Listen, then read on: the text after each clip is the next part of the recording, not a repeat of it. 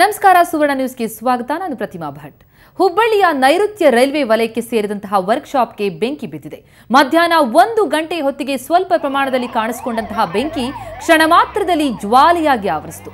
ಬೆಂಕಿಯ ಕೆನ್ನಾಲಿಗೆ ಲಕ್ಷಾಂತರ ಮೌಲ್ಯದ ವಸ್ತುಗಳು ಧಗಧಗನೆ ಹೊತ್ತಿ ಉರಿಯುತ್ತಿದ್ದು, ಅಗ್ನಿಶಾಮಕ ದಳದ ಸಿಬ್ಬಂದಿಗಳು ಬೆಂಕಿ ನಂದಿಸಲು ಹರಸಾಹಸ ಪಡುತ್ತಿದ್ದಾರೆ. ರೈಲ್ವೆ ಅಧಿಕಾರಿಗಳೇ ಬೆಂಕಿಯನ್ನ ಹಚ್ಚಿಸಿರುವಂತಹ ಶಂಕೆ ಈಗ ವ್ಯಕ್ತವಾಗ್ತಾ ಇದೆ. ಬೆಂಕಿ ಹೊತ್ತಿಕೊಂಡಿರುವಂತಹ ವಿಷಯ ತಿಳಿದು ಸುದ್ದಿ ಮಾಡಲು ತೆರಳಿದಂತಹ ಮಾಧ್ಯಮದವರನ್ನ ಅಲ್ಲಿನ ಸಿಬ್ಬಂದಿ ತಡೆದು ಅಡ್ಡಿಪಡಿಸಿದ್ದಾರೆ.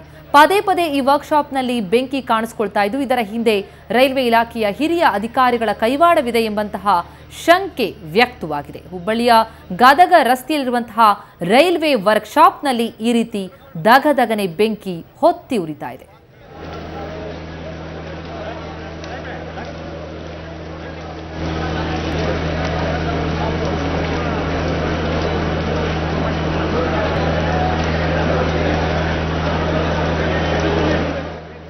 ಹುಬ್ಬಳ್ಳಿಯ ನೈಋತ್ಯ ರೈಲ್ವೆ ವಲಯದ ವರ್ಕ್ಶಾಪ್ನಲ್ಲಿ ಈ ರೀತಿ ಬೆಂಕಿ ಕಾಣಿಸಿಕೊಂಡಿರುವಂತದ್ದು. ಆದರೆ ವರ್ಕ್ಶಾಪ್ ಸಿಬ್ಬಂದಿಯೇ ಈ ಬೆಂಕಿಯನ್ನ ಹಚ್ಚಿರುವಂತಹ ಶಂಕೆ ವ್ಯಕ್ತವಾಗ್ತಾ ಇದೆ.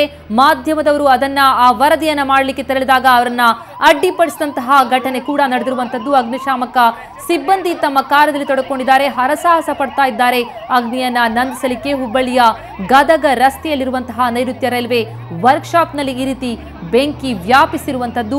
ಬೆಂಕಿ ತನ್ನ ಕೆನ್ನಾಲಿನ ಹರಡಿಕೊಂಡಿದೆ. ಇದನ್ನ ನಂದಿಸಲಿಕ್ಕೆ ಅಗ್ನಿಶಾಮಕ ದಳದ ಸಿಬ್ಬಂದಿ ಹರಸಾಹಸವನ್ನ ಪಡ್ತಾ ಇದ್ದಾರೆ. 1 ಗಂಟೆ ಹೊತ್ತಿಗೆ ಸ್ವಲ್ಪ ಪ್ರಮಾಣದಲ್ಲಿ ಕಾಣಿಸಿಕೊಂಡಿತು, ನಂತರ ಜ್ವಾಲೆಯಾಗಿ ಆವರಿಸಿದೆ. ಈ ರೀತಿ ಎಲ್ಲೆಲ್ಲೂ ದಟ್ಟ ಹೊಗೆ ಕಾಣಿಸ್ತಾ ಇದೆ ನೈಋತ್ಯ ರೈಲ್ವೆ ವಲಯದ ವರ್ಕ್ಶಾಪ್ನ ಸುತ್ತಮುತ್ತ.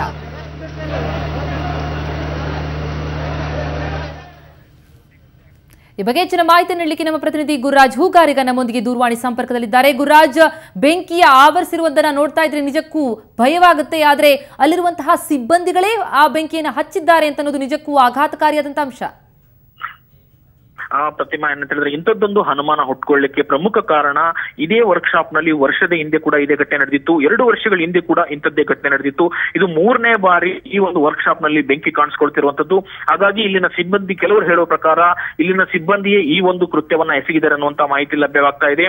ಜೊತೆಗೆ ವರ್ಕ್ಶಾಪ್ ನಲ್ಲಿ ಅಂದ್ರೆ ಕೆಲವು ನಿರುಪಯುಕ್ತ ವಸ್ತುಗಳ ಜೊತೆಗೆ ಆಯಿಲ್ ಬ್ಯಾರಲ್ಗಳು ಮತ್ತೆ ಫ್ಲೌಡ್ಗಳು ಕೂಡ ಇದ್ದು, ಅಂದ್ರೆ ಈ ಏನು ನಮ್ಮ ಟ್ರೈನ್ ಬೋಗಿಗಳಲ್ಲಿ ಅಳವಡಿಸುವಂತಹ ಬೆಂಚ್ಗಳು ಅಂದ್ರೆ ಸೀಟ್ಗಳನ್ನು ಅಳವಡಿಸ್ತಾರೆ, ಆ ಫ್ಲೌಡ್ಗಳು ಕೂಡ ಇದ್ದು, ಲಕ್ಷಾಂತರ ಮೌಲ್ಯದ ವಸ್ತುಗಳೆಲ್ಲವೂ ಕೂಡ ಈಗ ಸುಟ್ಟು ಭಸ್ಮವಾಗಿದ್ದಾವೆ.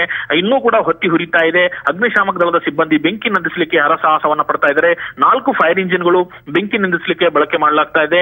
ಆದ್ರೆ ರೈಲ್ವೆ ಇಲಾಖೆ ಅಧಿಕಾರಿಗಳು ಏನು ಮಾಧ್ಯಮದವರ ಒಳಗೆ ಚಿತ್ರೀಕರಣ ಮಾಡ್ಲಿಕ್ಕೆ ಒಂದೊಂದು ಸಂದರ್ಭದಲ್ಲಿ ಸಾಕಷ್ಟು ಹವಾಜ್ ಹಾಕಿದ್ರು, ಕ್ಯಾಮ್ರಾ ಹಿಡ್ಕೊಂಡು ಅಡ್ಡಿಪಡಿಸುವಂತ ಒಂದು ಕೆಲಸವನ್ನ ಮಾಡಿದ್ರು. ಹಿರಿಯ ಅಧಿಕಾರಿಗಳ ಅನುಮತಿ ತಗೊಂಡು ಒಳಗಡೆ ಬನ್ನಿ ಅನ್ನುವಂತ ಮಾತನಾಡಿದ್ರು. ಇಲ್ಲಿ ಸರ್ಕಾರದ ಆಸ್ತಿ ಈ ರೀತಿ ಸುಟ್ಟು ಬೂದಿ ಆಗ್ತಾ ಇದೆ. ಇಂತಹ ಒಂದು ಸಂದರ್ಭದಲ್ಲಿ ಅಧಿಕಾರಿಗಳ ನಡೆ ಕೂಡ ಸಾಕಷ್ಟು ಅನುಮಾನಕ್ಕೆ ಕಾರಣವಾಯಿತು. ಆದ್ರೆ ಕೆಲ ಸಿಬ್ಬಂದಿ ಹೆಸರು ಹೇಳಲು ಇಚ್ಛಿಸಿದಂತಹ ಸಿಬ್ಬಂದಿ ಹೇಳೋದು ಇಲ್ಲಿನವರೇ ಈ ಒಂದು ಕೃತ್ಯವನ್ನ ಎಸಗುತ್ತಾರೆ. ಪ್ರತಿ ವರ್ಷ ಕೂಡ ಇಲ್ಲಿ ಕೋಟ್ಯಾಂತರ ರೂಪಾಯಿ ಮೌಲ್ಯದ ಒಂದು ವಸ್ತುಗಳೇನಿದಾವೆ ಅವುಗಳನ್ನ ಒಂದು ಗುತ್ತಿಗೆ ಹಾಕಲಾಗ್ತಾ ಇದೆ. ಆ ಒಂದು ಸಂದರ್ಭದಲ್ಲಿ ಪ್ರಕರಣ ಬೆಳಕಿಗೆ ಬರಬಾರದು ಅನ್ನೋ ಕಾರಣಕ್ಕಾಗಿ ಈ ರೀತಿ ವೇಸ್ಟೇಜ್ ಅಂತ ಹೇಳಿ ಅದಕ್ಕೆ ಬೆಂಕಿ ಹೆಚ್ಚಿ ಸುಡುವಂತ ಒಂದು ಕೆಲಸ ಆಗ್ತಾ ಇದೆ ಅನ್ನುವಂಥದ್ದು ಕೂಡ ಅಲ್ಲಿನ ಕೆಲವರು ಹೇಳುವಂತಹ ಮಾತು. ಒಟ್ಟಾರೆ ಈ ನೈಋತ್ಯ ರೈಲ್ವೆ ವಲಯದಲ್ಲಿ ಸಿಬ್ಬಂದಿ ಈ ರೀತಿ ಮಾಡಿದ್ದಾರೆ ಅನ್ನುವಂಥದ್ದು ಕೂಡ ಸಾಕಷ್ಟು ಆಘಾತಕಾರಿ ಅಂಶ. ಆದ್ರೆ ಬೆಂಕಿ ಇನ್ನೂ ಹೊತ್ತಿ ಉರಿತಾ ಇದೆ. ವರ್ಕ್ಶಾಪ್ ಕೂಡ ಬೆಂಕಿ ವ್ಯಾಪಿಸುವಂತ ಸಾಧ್ಯತೆ ಇದೆ. ಈ ಒಂದು ಭಾಗದಲ್ಲಿ ಆರಂಭದಲ್ಲಿ ಬೆಂಕಿ ಕಾಣಿಸಿಕೊಂಡಿತ್ತು, ಅದಾದ ಬಳಿಕ ಅದು ಬೆಂಕಿ ಸಾಕಷ್ಟು ಪ್ರದೇಶದಲ್ಲಿ ಹರಡ್ತಾ ಇದೆ. 4 ಫೈರ್ ಇಂಜಿನ್ಗಳು ಬೆಂಕಿ ನಂದಿಸುವಂತ ಒಂದು ಕೆಲಸವನ್ನ ಮಾಡ್ತಾ ಇದ್ದಾವೆ. ಪ್ರತಿಮಾ, ಗುರುರಾಜ್, ನಿಜಕ್ಕೂ ಆ ಬೆಂಕಿಯ ಕೆನ್ನಾಲಿನ ನೋಡ್ತಾ ಇದ್ರೆ ಅದು ಸಾಕಷ್ಟು ದೂರದವರೆಗೆ ವ್ಯಾಪಿಸುವಂತಹ ಭೀತಿ ಕಾಡ್ತಾ ಇರುವಂತದ್ದು. ಎಷ್ಟು ಅಗ್ನಿಶಾಮಕ ಸಿಬ್ಬಂದಿ ಅಲ್ಲಿ ಬಂದಿದ್ದಾರೆ, ಹೇಗ್ ಸಾಗ್ತಾ ಇದೆ ಕಾರ್ಯಾಚರಣೆ? ಸುಮಾರು 20ಕ್ಕೂ ಹೆಚ್ಚು ಅಗ್ನಿಶಾಮಕ ದಳದ ಸಿಬ್ಬಂದಿ 4 ಫೈರ್ ಇಂಜಿನ್ಗಳ ಮೂಲಕ ಬೆಂಕಿಯನ್ನ ನಂದಿಸುವ ಕಾರ್ಯ ಮಾಡ್ತಾ ಇದ್ದಾರೆ. ಅದರ ಪಕ್ಕದಲ್ಲೇ ರೈಲ್ವೆ ನಿಲ್ದಾಣ ಕೂಡ ಇದೆ. ಪಕ್ಕದಲ್ಲೇ ಇನ್ನೊಂದು ಕೋಚ್ ಫ್ಯಾಕ್ಟರಿ ಕೂಡ, ಅಂದ್ರೆ ಅಲ್ಲಿ ಕೋಚ್ಗಳನ್ನ ಅದರ ರಿಪೇರಿ ಮಾಡುವಂತ ಇನ್ನೊಂದು ವರ್ಕ್ಶಾಪ್ ಕೂಡ ಇದೆ. ಅದು ಬೆಂಕಿ ಸಾಕಷ್ಟು ಪ್ರಮಾಣದಲ್ಲಿ ವ್ಯಾಪಿಸ್ತಾ ಇದೆ.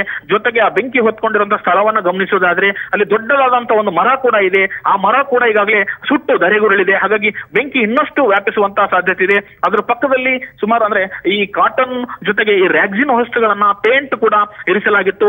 16 ಬ್ಯಾರಲ್ಗಳಲ್ಲಿ ತುಂಬಿರುವಂತಹ ಪೇಂಟ್ ಕೂಡ ಬೆಂಕಿ ಹೊತ್ಕೊಂಡಿರೋದ್ರಿಂದ ದೊಡ್ಡ ಪ್ರಮಾಣದ ಹಾನಿ ಆಗ್ತಾ ಇದೆ. ಪ್ರತಿಮಾ, ಗುರುರಾಜ್, ಈಗ ಮೇಲ್ನೋಟಕ್ಕೆ ನೋಡ್ತಾ ಇದ್ರೆ ಏನ್ ಹೇಳ್ತಾರೆ ಅಲ್ಲಿ ಬಂದಂತಹ ಅಧಿಕಾರಿಗಳಿರ್ಬೋದು, ಪೊಲೀಸ್ ವರ್ಗ ಇರಬಹುದು, ಯಾವ ಕಾರಣಕ್ಕಾಗಿ ಈ ಬೆಂಕಿ ಹತ್ಕೊಂಡಿರಬಹುದು, ಹೇಗಾಗಿರಬಹುದು ಅನ್ನೋದನ್ನ ಊಹಿಸಲಿಕ್ಕೆ ಸಾಧ್ಯ ಆಗ್ತಿದೆಯಾ? ಈ ಅಧಿಕಾರಿಗಳ ಕೈವಾಡ ಇದೆ ಎನ್ನುವಂತಹ ಶಂಕೆಯನ್ನ ಹೊರತುಪಡಿಸಿ ನೋಡೋದಾದ್ರೆ ಪ್ರತಿಮಾ ಅಲ್ಲಿ ಇರುವಂತಹ ಸ್ಥಳದಲ್ಲಿ ಇರುವಂತಹ ರೈಲ್ವೆ ಇಲಾಖೆಯ ಹಿರಿಯ ಅಧಿಕಾರಿಗಳನ್ನ ನಾವು ಮಾತನಾಡಿಸ್ಲಿಕ್ಕೆ ಟ್ರೈ ಮಾಡಿದ್ವಿ. ಆದ್ರೆ ಅವ್ರು ಯಾವುದೇ ಕಾರಣಕ್ಕೂ ಕೂಡ ಅಂದ್ರೆ ಅಲ್ಲಿ ನಮ್ಗೆ ಪ್ರತಿಕ್ರಿಯೆ ನೀಡ್ಲಿಕ್ಕೂ ಕೂಡ ಅವರು ನಿರಾಕರಿಸಿದ್ರು. ಅವ್ರು ಹೇಳೋದೊಂದು, ನೀವು ಇಲ್ಲಿಂದ ಜಾಗ ಖಾಲಿ ಮಾಡಿ, ಇಲ್ಲಿ ಯಾವುದೇ ಅನುಮತಿ ಇಲ್ಲ, ಹಿರಿಯ ಅಧಿಕಾರಿಗಳ ಅನುಮತಿ ಪಡೆದು ಒಳಗೆ ಬರಬೇಕು, ಆ ಬಗ್ಗೆ ನಮ್ಗೆ ಯಾವುದೇ ಮಾಹಿತಿಯನ್ನ ಕೇಳಬೇಡಿ ಅನ್ನುವಂತ ಒಂದು ಸ್ಪಷ್ಟವಾದಂತಹ ಮಾತುಗಳನ್ನ ಅಲ್ಲಿನ ಹಿರಿಯ ಅಧಿಕಾರಿಗಳು ಹೇಳಿದ್ದು. ಹಾಗಾಗಿ ಇನ್ನೂ ಅಂದ್ರೆ ನಷ್ಟದ ಅಂದಾಜು ನಮ್ಗಿನ್ನೂ ಸ್ಪಷ್ಟವಾಗಿ ಸಿಕ್ಕಿಲ್ಲ. ಆದ್ರೆ ಬೆಂಕಿಯನ್ನ ನಂದಿಸುವ ಕಾರ್ಯ ಇನ್ನೂ ಮುಂದುವರೆದಿದೆ. ಸಾಕಷ್ಟು ಜನ ಸಿಬ್ಬಂದಿ ಆ ಬೆಂಕಿ ನಂದಿಸಲಿಕ್ಕೆ ಹರಸಾಹಸವನ್ನ ಪಡ್ತಾ ಇದ್ದಾರೆ. ಅಲ್ಲಿರುವಂತ ಏನು ವರ್ಕ್ಶಾಪ್ ನಲ್ಲಿ ಇರುವಂತಹ ಕೆಲ ಸಿಬ್ಬಂದಿಗಳು ಕೂಡ ಅಲ್ಲೇ ರೈಲ್ವೆ ಏನು ವರ್ಕ್ಶಾಪ್ ನಲ್ಲಿ ಇದ್ದಂತ ಬೋರ್ವೆಲ್ ನಿಂದ ಪಂಪ್ ಸೆಟ್ ಅನ್ನು ಆನ್ ಮಾಡಿ ಬೆಂಕಿಯನ್ನ ನಂದಿಸಲಿಕ್ಕೆ ಅಗ್ನಿಶಾಮಕ ದಳದ ಸಿಬ್ಬಂದಿಗೆ ಸಹಕರಿಸ್ತಾ ಇದ್ದಾರೆ. ಬೆಂಕಿ ಇನ್ನು ಹೊತ್ತು ಉರಿತಾ ಇದೆ. ಪ್ರತಿಮಾ. ಎಸ್ ಗುರುರಾಜ್, ಧನ್ಯವಾದಗಳು ತಮ್ಮೆಲ್ಲ ಮಾಹಿತಿಗೆ.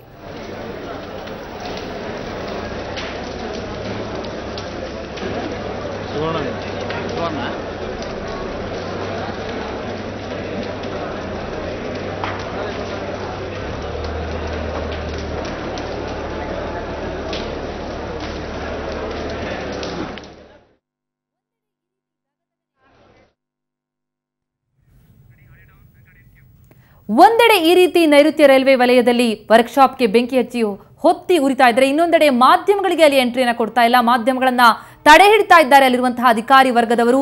ಇದೇ ಬಹಳಷ್ಟು ಶಂಕೆಯನ್ನ ವ್ಯಕ್ತ ಮಾಡ್ತಾ ಇರುವಂತದ್ದು. ಯಾರು ಹಚ್ಚಿರಬಹುದು ಬೆಂಕಿಯನ್ನ ಅನ್ನುವಂತಹ ಅನುಮಾನಕ್ಕೆ ಎಡೆ ಮಾಡಿಕೊಟ್ಟಿರುವಂತದ್ದು. ಅಧಿಕಾರಿ ವರ್ಗ ಮಾಧ್ಯಮದವರನ್ನ ವರದಿ ಮಾಡಲಿಕ್ಕೆ ತಡೆ ಹಿಡಿತಾ ಇರುವಂತದ್ದು ಸಾಕಷ್ಟು ಅನುಮಾನಕ್ಕೆ ಎಡೆ ಮಾಡಿಕೊಡ್ತಾ ಇದೆ.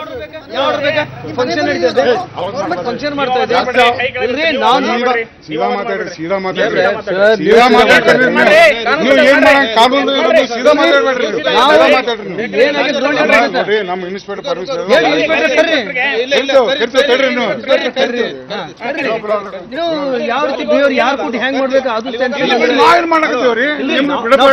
ಊಟಕ್ಕೆ ಬಂದೇವಿ.